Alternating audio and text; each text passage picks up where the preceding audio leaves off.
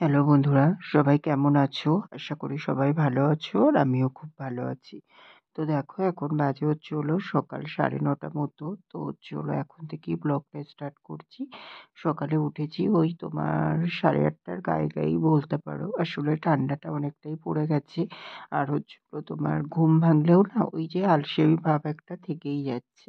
তো উঠে আর মানে ওঠাও হয়ে উঠছে না। তো তার জন্যে একটু বেলাই হয়ে যাচ্ছে বলতে পারো। তো তারপরে উঠেছিলাম ওরকম ওই ৮:১৫-২০ দিকে উঠে ফ্রেশ হয়ে রেডি হয়ে দোকানে চলে গেছিলাম ৮:৩০ দিকে। তো দোকানে গিয়ে দোকান খুলে নিয়ে দোকানের সব যাবতীয় কাজ কমপ্লিট করে তারপরে চলে এসেছিলাম রান্না করতে। তো রান্নার মধ্যে তোমার ভাত হয়ে গেছে। তারপরে তোমার ভাত করে নিয়েছি, ভাতটা নামিয়ে নিয়েছি আর ওইদিকে পটল ভাজা হয়ে গেছে। তো তারপরে তোমার পালং শাক হয়েছে, তোমার বড়ি দিয়ে বেগুন দিয়ে। তো তোমাদের সঙ্গে অবশ্যই শেয়ার করব। কালো জিরে ফোড়ন দিয়ে করেছি। আর তারপরে এই যে এখন মুসুরির ডালটা বসালাম। আর ওইদিকে তোমার ওই যে পনিরগুলোকে কেটে নিচ্ছি। তো পনিরের তরকারি হবে। বাবা যেহেতু বাড়িতে আছে আজকে, তো বাবা বলল যে আর বাজারে যাব না। তো তোমার যেহেতু দোকানে পনির বিক্রি করি, তো বাবা বলল যে পনির রান্না করতে। ওর জন্যে পনির দিয়ে আলু দিয়েই তরকারি করব। তো তার জন্যেতে তোমার এই যে এখানে তোমার পনিরগুলোকে এখন তোমার সব পিস পিস করে নিচ্ছি। তো তোমার আর ওইদিকে দিদি তো আলু কেটে দিয়েছে। আর ওইদিকে আমি তোমার আজকে নিরামিষ করেই করব। তোমার আর পেঁয়াজ রসুন কিছু দেব না। তো তার জন্যে পেঁয়াজ কাটা বা আদা রসুনের পেস্ট ইউজ করার ব্যাপার কিছু নেই। জাস্ট তোমার এই যে পনিরগুলোকে কেটে নিচ্ছি। এবার তোমার ওই যে জিরে ফোড়ন দিয়ে, জিরে শুকনো লঙ্কা ফোড়ন দিয়ে তারপরে তোমার করব। আর নামানোর সময় একটু গরম মসলা দিয়ে দেবো এটাই। আর তোমার আলাদা করে একটু সবজি মসলা অ্যাড করেছিলাম। তো একটু কোনো মসলা দিলে কি মশলার ফ্লেভারটা আসে, তো ভালো লাগে ওর জন্যেতেই তোমার একটু সবজি মশলাটা অ্যাড করেছিলাম এটাই। তাছাড়া আর কিছুই না। তো দেখো এখানে কিন্তু আমার পনিরটা পুরোপুরি কাটা কমপ্লিট হয়ে গেছে। ঠিক আছে? তো দেখো এই যে আমি তোমাদেরকে দেখিয়ে দিচ্ছি। এখানে দেখো পনিরগুলো পুরো সবকটাই পিস করে নিয়েছি। আর এবার তোমার এইদিকে যেহেতু তোমার ডালটা হয়ে গেছে, তো তার জন্যেতে এই যে এদিকে এখন তোমার ডালটাকে নামিয়ে নিচ্ছি। তারপরে তোমার ডালটাকে তোমার রেখে দেবো। দিয়ে তারপরেই তোমার পনিরের তরকারিটা করব। ঠিক আছে? তো দেখো ডালটাকে নামিয়ে নেওয়ার পরে তারপরে তোমার এই যে কড়াটা ধুয়ে নিলাম। নিয়ে তারপরে তোমার কড়াইতে তেল গরম করে নিয়েছি। তেলটা ভালোই গরম হয়ে গেছে বুঝতেই পারছো। তো তারপরে এখন তোমার এই যে পনিরগুলোকে একে একে তোমার তেলের উপরে দিয়ে দিচ্ছি। এবার একটু হালকা করেই ভেজে নেব। ভেজে নিয়ে তারপরে তোমার ওই যে ঠান্ডা জলের মধ্যে এই যে ২ পিঠ ভালো করে ভেজে নিয়ে জলের মধ্যে তুলে নেব। তো তাহলে পনিরগুলো অনেকটাই বেশ সফট থাকে। ওর জন্যেতে এইভাবেই করে নিই। এটা আমার ইউটিউব থেকেই দেখা। তো তার জন্যেতে সেটা ফলো করেই করি। তো দেখি বেশ ভালোই হয়।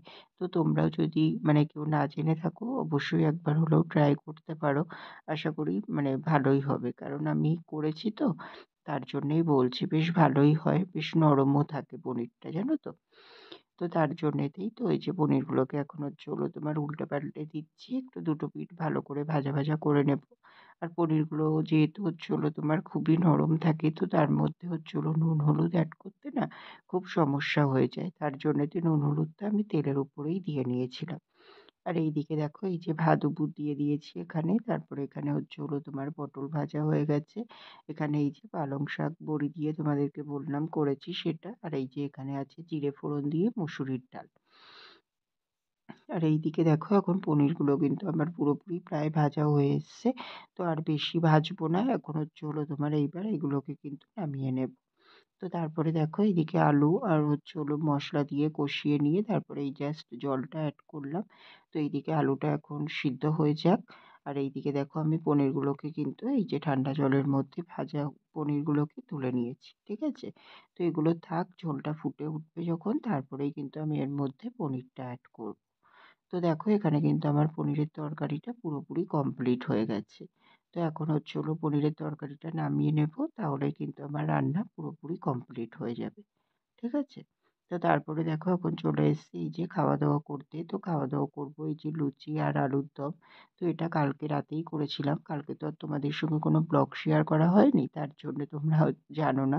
তো তার জন্যেই বলে দিলাম। তো চলো এখন হলো তোমার এই যে লুচি আলুর দমটা খেয়ে নিই। নিলে আজকে সকালের মতো কাজ বাজ কমপ্লিট। হ্যালো বন্ধুরা, তো দেখো অনেকক্ষণ বাদেই তোমাদের সামনে আসলাম। সেই তো হলো তোমার এই সকালেও তো আসিনি, সকালে তো রান্না বান্না কমপ্লিট করে তারপরে চলে গেলাম হলো তোমার বাজারে খাওয়া দাওয়া করে নিয়েছিলাম। তো খাওয়া দাওয়া করলাম, তোমরা তো দেখলে। তো খাওয়া দাওয়া করে তারপরে হলো দোকানদারি করে ওই 2টার দিকে দোকান বন্ধ করলাম। দোকান বন্ধ করে গেলাম বাজারে। তো হলো দোকানের মাল নিলাম। তো হলো দোকানের মালটা নিয়ে সবকিছু নিয়ে এসে আর একটা হলো তোমার ওই বাস্কেট মতো নিলাম। আসলে ওই যে দোকানে ওই টমেটো টমেটো লেবু এগুলো সব বিক্রি করি, এবার ওগুলো রাখি না। এবার হলো যে ট্রেটার মধ্যে করে রাখি, ওই ট্রেটার মধ্যে রেখে যদি ভুল করে চলে আসি, এবার মুদিখানা দোকান বুঝতেই পারছো কম বেশি ইঁদুর থাকে। এবার হলো তোমার ওই টমেটোগুলো না খেয়ে ফেলে। এবার খুব সমস্যা হয়, ওর জন্য ওই চৌকো টাইপের বাস্কেট ঢাকা দেওয়া নিলাম। তো ওগুলো নিচে রয়েছে তো তাই আর দেখাতে পারছি না। তো ওটা একটা নিয়েছি, আর হলো তোমার একটা ছোট বালতি মতো নিলাম ঢাকা দেওয়া। তো হলো পাউরুটিগুলো ওর মধ্যে ঢুকিয়ে রাখবো, তার জন্যে রাতে করে ঢুকিয়ে রেখেই আসতে হয়, না হয়তো পাউরুটিগুলো ইঁদুরে কেটে দেয়। জানো তো খুব সমস্যা এই প্রতিদিন, মানে হলো জিনিসপত্র মানে দেখে দেখে সব ঢুকিয়ে রেখে আসতে হয়, আবার সকালে গিয়ে সব মনে করে করে বের করতে হয়, খুব সমস্যা হয়। তো তার জন্য এই পাত্রগুলো কেনার খুবই দরকার ছিল। তো তার জন্যতেই এগুলো কিনে নিয়ে আসলাম। তো এনে বাড়ি আসলাম তখন বাজে হলো 3:30 মতো। তো আরো দুটো কাজ নিয়ে যাব ভেবেছিলাম। তো কাজ দুটোর কথা তো মনেই নেই, ভুলেই গেছিলাম। তো চলো এই যে আয়রন করতে কতগুলো জামা দেওয়ার ছিল, সেই জামাগুলো নিয়ে যাব, ভুলে গেছি নিয়ে যেতে। আর হলো তোমার ওই জামাগুলো আয়রন করতে হবে অনেকগুলোই, নয় নয় করে করে প্রায় 5টা 7টা মতো জামা হলো তোমার আয়রন করতে হবে। সব কাঁচা রয়েছে, এই যে বেরোনো হয়েছে টুকটাক করে করে বেরোতে বেরোতে সব জমে গেছে। এবার নিয়ে যাওয়া হলো না, ওগুলো দেখে নিয়ে যেতে হবে। আর হলো তোমার ওই যে আর একটা বড় কাজটাই হচ্ছে বড়দার ছেলের যে আংটিটা দিয়েছিলাম, আংটিটা ছোট হয়েছে। তো আংটিটা একটু বড় করতে হবে, কিংবা হলো তোমার অন্য একটু বড় সাইজের নিতে হবে। যাই হোক কিছু করবো, সেটা দোকানে না গেলে তো বুঝতে পারছি না। তো দোকানে গিয়ে দেখি, তো হলো তোমার এইগুলোই করার ছিল, কিন্তু এগুলো নিয়ে যেতে ভুলে গেছি, তো ওর জন্য ধার করলাম না। তো তারপরে বাড়ি আসলাম 3:30-র দিকে। বাড়ি এসে একটু রেস্ট নিয়ে তারপরে চান করতে ঢুকলাম। চান করে বেরিয়ে ঠাকুরের পুজো দিয়ে নিলাম। পুজো টুজো দিয়ে নিয়ে তারপরে খাওয়া দাওয়া করলাম। তো খাওয়া দাওয়া করলাম হলো তোমার ভাত, আর হলো তোমার ওই যে পালং শাক, আর হলো তোমার আলু পনিরের তরকারি। তো এটাই খাওয়া দাওয়া করলাম। খাওয়া দাওয়া করে এই যে উপরে আসলাম, এখন একটু রেস্ট নেবো, নিয়ে আবার দোকানে চলে যেতে হবে। এখন অলরেডি কটা বাজে, 4:12 মতো বাজে, ঠিক আছে। তো 4:45টার দিকে উঠবো, উঠে ফ্রেশ হয়ে রেডি হয়ে 5টার মধ্যে দোকানে চলে যাবো, ঠিক আছে। তো চলো একটু রেস্ট নিয়ে নিই, আবার পরে আসছি তাহলে তোমাদের সামনে, ঠিক আছে। হ্যালো বন্ধুরা, তো দেখো এখন বাজে হলো রাত্রির 11টার মতো। তো অনেকক্ষণ বাদেই তোমাদের সামনে আসলাম। সেই তো হলো দুপুরে এসেছিলাম। তো তারপরে একটু রেস্ট নিয়ে হলো তোমার দোকানে চলে গেলাম, গিয়ে দোকান খুলে নিলাম। দোকান খুলে নিয়ে তারপরে হলো দোকানের মাল গুছালাম। ওই 4:45টার দিকে উঠেছিলাম, উঠে রেডি হয়ে 5টার সময় দোকানে চলে গেছিলাম। তো গিয়ে তারপরে হলো মাল টাল গুছিয়ে নিয়ে তারপরে সন্ধে হয়ে গেল, ওই টানে টানে একেবারে সন্ধেও দিয়ে নিলাম। তো তারপরে চা বিস্কুট খেলাম। তারপরে হলো তোমার দোকানদারি করে এই যে 10টার দিকে দোকান থেকে ঘরে আসলাম। আর আজকে তো রাতে খাবার বানানোর কোনো ব্যাপার ছিল না, যেহেতু পনিরের তরকারি হয়েছিল, ওর জন্য পনিরের তরকারি দিয়েই খেয়ে নিয়েছি রাতেও। তো খাওয়া দাওয়া করে এই যে উপরে আসলাম, উপরে এসে গাছে জল দিয়ে এসেছি। তো সব কাজই হয়ে গেছে, এখন শুয়ে পড়বো। আর হলো তোমার আবার ঠান্ডা লেগেছে জানো তো, পুরো সর্দি সর্দি লাগছে। মানে এই ঠান্ডাটাতে যা ভুগছি না, কি বলবো তোমাদেরকে। ওর জন্য গলায় এটা জড়িয়ে রেখেছি, মানে এত ঠান্ডা লাগছে পুরো কান গলা দিয়ে। পুরো মনে হচ্ছে যেন বন্ধ হয়ে যাচ্ছে, এমন টাইপের হচ্ছে। তো নতুন ঠান্ডা বুঝতেই পারছো, মানে মানে এই ঠান্ডাটার থেকে বেরোতেই পারছি না, এরকম একটা ব্যাপার। আর ঠান্ডাটাও 1-2 দিন করে করে পড়ছে, মানে এই যেমন আজকে আবার একটু ঠান্ডা আছে ভালোই, কাল পরশু যেমন অতটা ঠান্ডাই ছিল না, জানো তো। এইরকম সমস্যায় ভুগতে হচ্ছে, ওর জন্য আরো বেশি সমস্যা হচ্ছে। তো মার জন্য ওই পরশুদিনকে একটা চ্যবনপ্রাশ নিয়ে এসেছিলাম। তো মারও যেহেতু ঠান্ডা লাগলে সমস্যা হবে, ওর জন্যতে খাওয়ার জন্য মাকে এনে দিলাম। তো চ্যবনপ্রাশ ওই 500টা নিয়েছি, তো ওর সঙ্গে একটা ওই ডাবর হানির মধু দিয়েছি। ওই যে দেখো এখানে রাখা আছে, তো হলো তোমার একটা ডাবর হানির ছোট ওই যে দিয়েছিল, ডাব্বা দিয়েছিল, তো ওর থেকে মধুটা দুবেলা খাচ্ছি, সকাল বিকেল আমি খাচ্ছি। আর মাকে হলো তোমার চ্যবনপ্রাশটা দিয়েছি, মা খাচ্ছে সকালে করে, বলেছি চা খাওয়ার আগে খেয়ে তারপরে হলো তোমার চা খাবে, তো তার জন্যতে মা খাচ্ছে।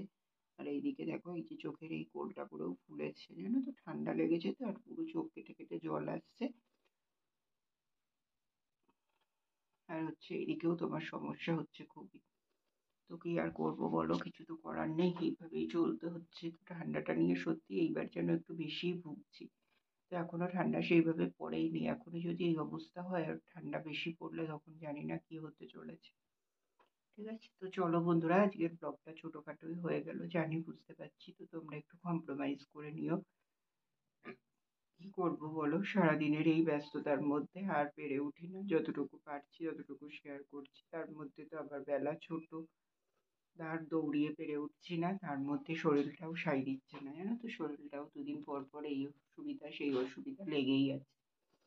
তো এইসব নিয়ে চলতে তো হবে, কিছু করার নেই, তাই না বলো। আর এই যে ব্লগটা যখন করছি, স্টার্ট করেছি, তো এটাও কন্টিনিউ করতে হবে, তো যেভাবে পারবো চেষ্টা করব অবশ্যই, ব্লগ আর বন্ধ দেবো না কোনোদিনই। কারণ একবার ব্লগ বন্ধ দিয়ে যা ভোগা ভুগলাম, সেটার ভোগান্তিতে এখনো ভুগতে হচ্ছে। তো হলো চেষ্টা করব, মানে হলো প্রতিদিনই যেমন পারবো তেমন ভাবেই ব্লগ তোমাদের সঙ্গে তুলে ধরার। ঠিক আছে, তো চলো বন্ধুরা, আজকের ব্লগটা এখানেই শেষ করে দিচ্ছি। তোমরা সবাই খুব ভালো থেকো, সুস্থ থেকো। আর আমার ভিডিওটা যদি ভালো লেগে থাকে অবশ্যই লাইক, কমেন্ট অ্যান্ড শেয়ার করে দিও। সাবস্ক্রাইব করতে ভুলো না কিন্তু। তো চলো বন্ধুরা, টাটা, গুড নাইট।